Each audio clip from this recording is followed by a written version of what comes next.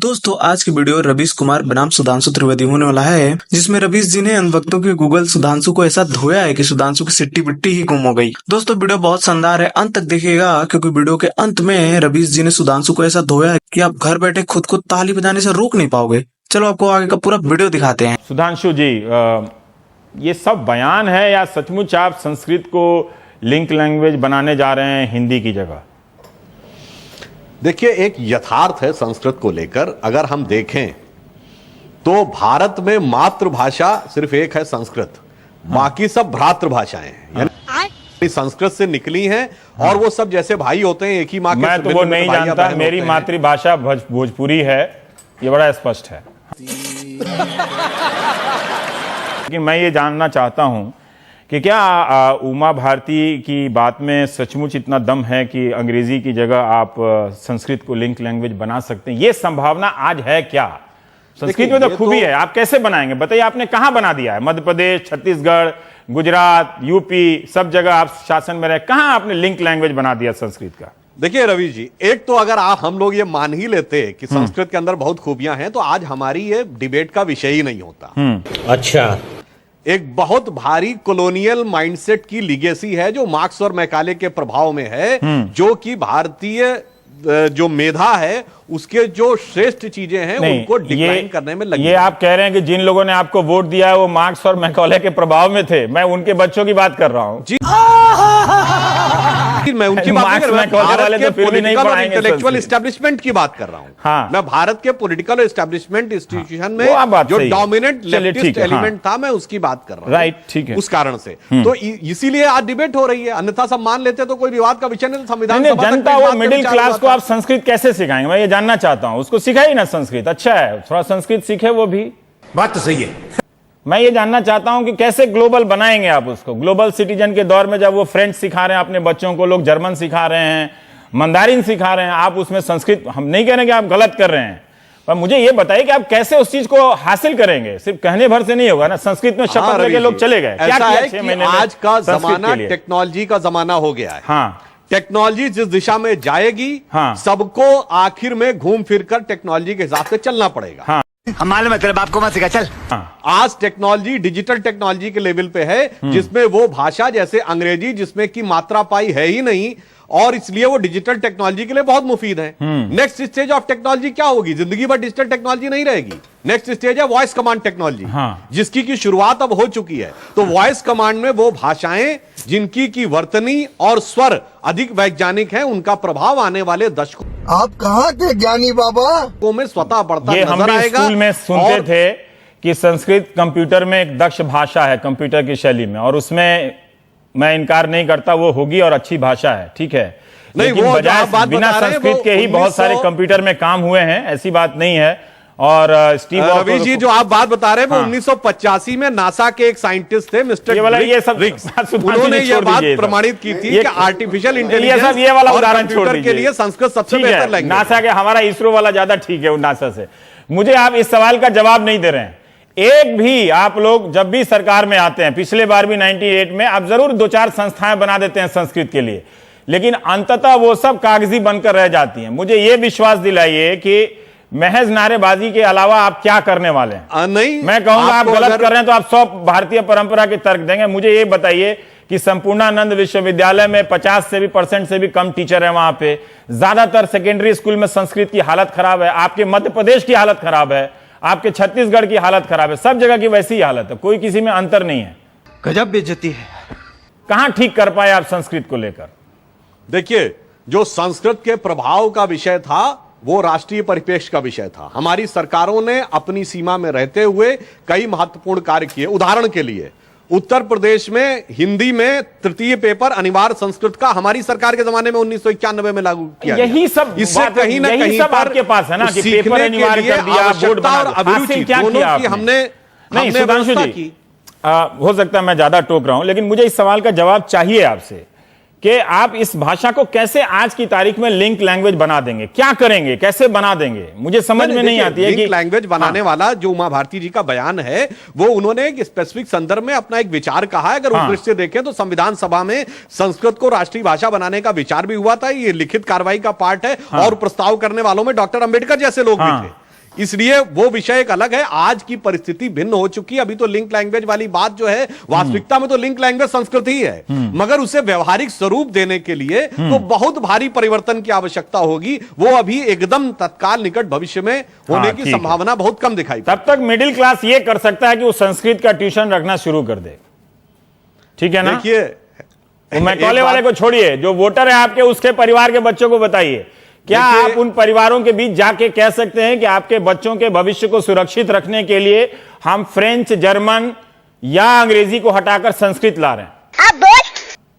देखिए, उधर बात कीजिए, मैकॉले वाला छोड़िए, वो गॉन केस है वो सब। हाँ, नहीं, वो तो गॉन केस है। मैं कह रहा हूं फ्यूचर देखिए, जहां टेक्नोलॉजी आपको ले जाने वाली है। कोई भी लैंग्वेज होती है, उसको देखने के तीन डायमेंशंस होते हैं जिसपे आप देखिए घुमा दे रहे हैं बॉल को, स्पिनर हैं आप बड़े अच्छे। सुनिए, प्रभावकता होती है, वैज्ञानिकता होती है और संस्कार होते हैं। हर लैंग्वेज तीन चीजों से बेस पे चलती है। जो लैंग्वेज परफेक्ट होगी, अल्टीमेटली पूरे संसार को उसकी तरफ जाना पड़ेगा, संस्कृत की तरफ। और अब ये जमाना चला गया जब लोगों ने सत्ता के दम पर चीजों को स्थापित किया था। अब वैज्ञानिकता और प्रमाणिकता के दम पर जब भी आप लोग सत्ता में आते हैं तभी संस्कृत करते हैं।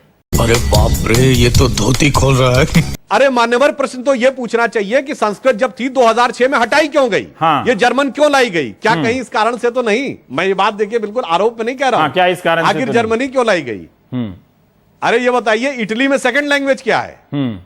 इटली में Italian is the first language. आप जानते हैं कि संस्कृत के योगदान में जर्मनी का बड़ा योगदान है, संस्कृत के विकास में। उसके और मैं ये कह रहा हूं कि संस्कृत के विकास में प्रधानमंत्री नरेंद्र मोदी ने एक कोट किया था कि जर्मनी में संस्कृत में रेडियो पर खबरें पढ़ी जाती हैं, जैसे भाषण में बोल रहे थे।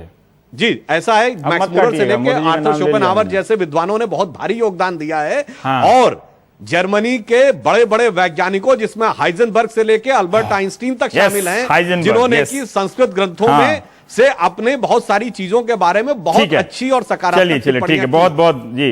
संजय झा जी, कितने संजय झा जी, आपके बच्चों के भविष्य के बारे में सुधांशु जी इतनी अच्छी अच्छी बातें कह रहे हैं और आप लोग हैं कि उनसे सहमत नहीं है। संस्कृत में जवाब दीजिएगा। देखिए, हाँ जी रवि जी, मैं इतना ही कहना चाहूंगा कि यदि इसमें संविधान का उल्लंघन हुआ है, या कोई जबरदस्ती एक विदेशी भाषा को यहाँ पर जबरदस्ती लाया गया है, तो 3 साल तक ये भारतीय जनता पार्टी कर क्या रही थी? क्योंकि सारे केंद्र विद्यालय तो पूरे देश में पूरे हर जगह उनका वितरण है। तो अचानक उनके राज्य में तो उनके सरकार है, वहां भी केंद्र विद्यालय है। 3 साल तक ये चुप रहे।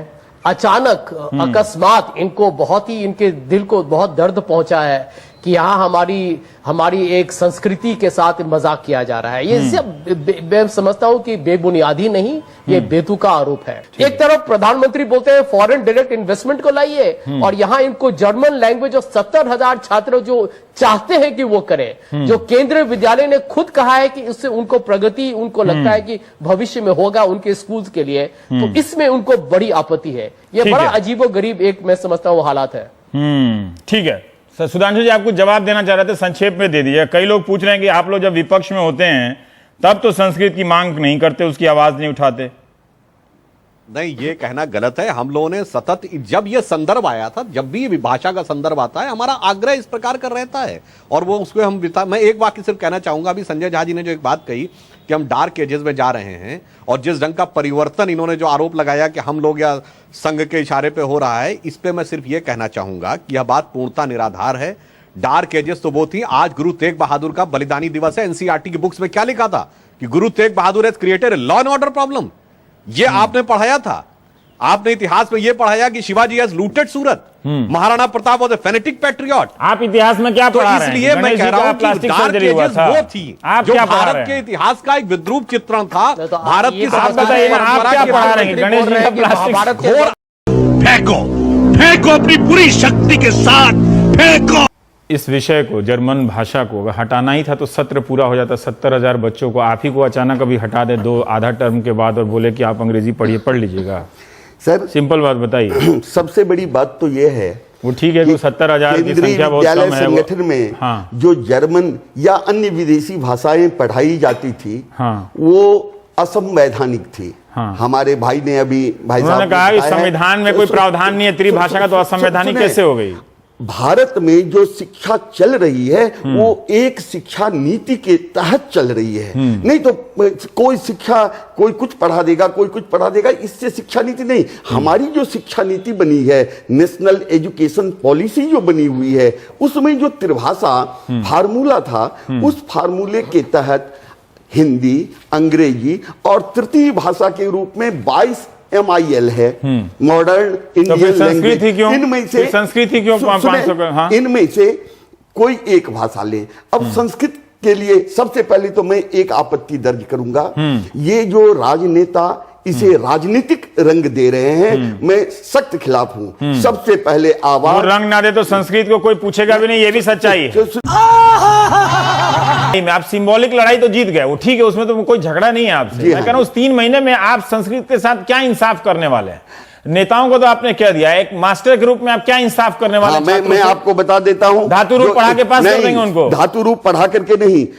यदि 10 पाठ हैं या 12 पाठ हैं तो 3 पाठ एक सेमेस्टर के लिए आता है। और मैं वादे के साथ कहना चाहता हूं, जो 3 पाठ को 1.5 महीने के अंदर जो अग्रिम परीक्षा होगी उसमें बच्चों को आसानी से सिखा सकते हैं। फिर वही रास्ता, रटवाने वाला रास्ता जो अपूर्वानंद कह रहे थे। नहीं, एक बात आपने ये सुधांशु जी से पूछी थी, जो कि क्या आप जो लिंक भाषा बनाना चाहते हैं तो संस्कृत को बना सकते हैं? मैं आपको बताऊं, अंग्रेजी का प्रचार प्रसार इतना कैसे हुआ? एक आप नई गाड़ी खरीदते हैं, वहां DL अपना नंबर भी यदि देते हैं तो संस्कृत में होना चाहिए, है ना? क्यों नहीं होना चाहिए? हो नहीं, हम तो कह रहे हैं कि आपको वोट मिला, आप सब करवा दो। मैं तो चाहता हूं कि जो आप जैसा चाहते हो वैसा ही हो ना। संस्कृत में नंबर प्लेट लिखा हो, ये अच्छा रहेगा। ये DL यदि आप सर लिखते हैं तो उसके बदले दिल्ली यदि आप लिखेंगे तो उससे भाषा और का प्रचार प्रसार होगा। एक और बात मैं कहना चाहूंगा, क्या है ना सर, रवि जी पहले सुनने की कोशिश करिए। ये सब गांव में बैठ के हम लोग भी सोचते थे यहाँ पर ये लिख देंगे तो भाषा का विकास हो जाएगा, वैसे नहीं होता। मैं एक निवेदन करना चाहता हूं, शर्म करो, शर्म। जरा शांति से सुने।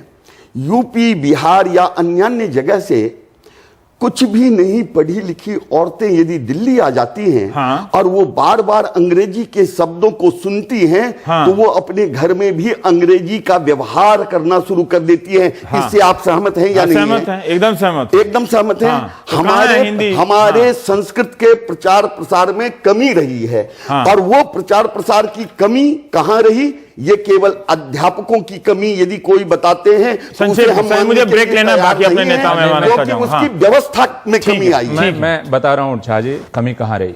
मेरा जब यज्ञोपवीत संस्कार हो रहा था तो कान में मेरे जो गुरु थे उन्होंने गायत्री मंत्र फूंका और उसके साथ मुझे चेतावनी दी कि इसे स्त्रियों और शूद्रों के सामने इसका पाठ नहीं करना है। तो संस्कृत को किसने रोका, इसके बारे में हमें सोचना पड़ेगा। मुझे अपने गुरु की वह बात याद है कि स्त्रियों और शूद्रों के सामने गायत्री मंत्र का गुरु पाठ तो सबका पिता होता है। एक बात ब्रेक ले लेते हैं। मैं 11वीं में पढ़ाता हूं, पूछना है कि ये भाषा को लेकर जब भी इनकी सरकार आती है इस तरह के संदेह क्यों फैल जाते हैं? 11वीं में पढ़ाता हूं, उत्तिष्ठत जाग्रत प्राप्य वरान निबोधत, उठो जागो, अब बरों को प्राप्त करके और जागो, जागृत हो। ये तो सब भाषा में कहा गया है ये बात।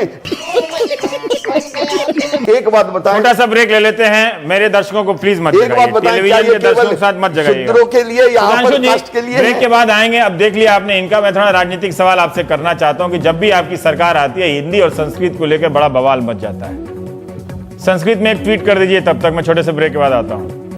मजा आया।